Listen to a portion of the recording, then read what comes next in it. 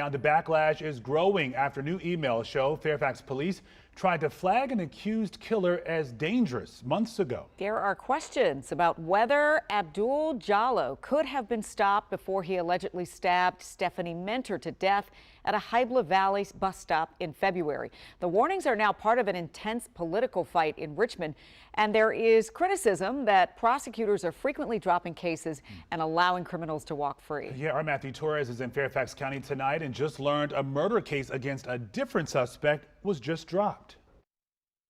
57-year-old Robert Reed was accused of stabbing 32-year-old Marvin Waters to death. Fairfax County police say surveillance video captured Reed allegedly chasing the victim from a bus stop in Groveton last June. They say cameras caught Reed getting away in a bus with what appeared to be blood on his hoodie and hands.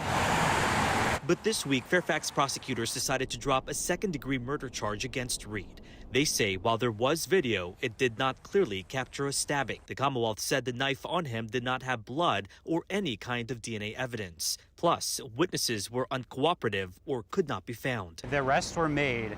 That tells me that the detectives within Fairfax County had enough to prosecute him. But Fairfax County Police Union leader Steve Monahan says this is another example of repeated lack of prosecution. From the simplest of cases, the most petty cases, to the most violent crimes, like a homicide, the prosecutor's office keeps dropping the ball. The Fairfax County Commonwealth's Attorney's Office is already under fire after Stephanie Mentor was stabbed and killed last month at another bus stop in Hybla Valley. Authorities say Abdul Jallo, a Sierra Leone national in the country illegally, is responsible. Jallo was known to prosecutors with more than 30 charges on his record, but most of those cases were dropped. The Commonwealth cited lack of witnesses for most of them. We don't need the witnesses every single time.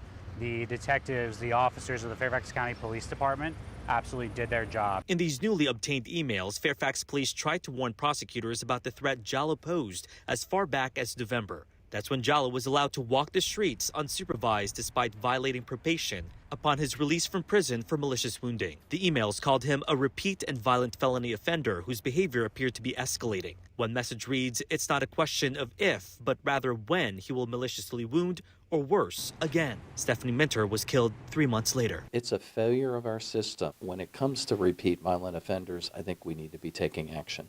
Abdul Jallo is now being held in jail without bond and is expected to return to court in May. As far as Robert Reed, he is still facing drug possession charges as well as accusations that he attacked an inmate unprovoked in jail back in January.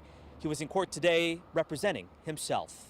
In Groveton tonight, Matthew Torres, WUSA 9.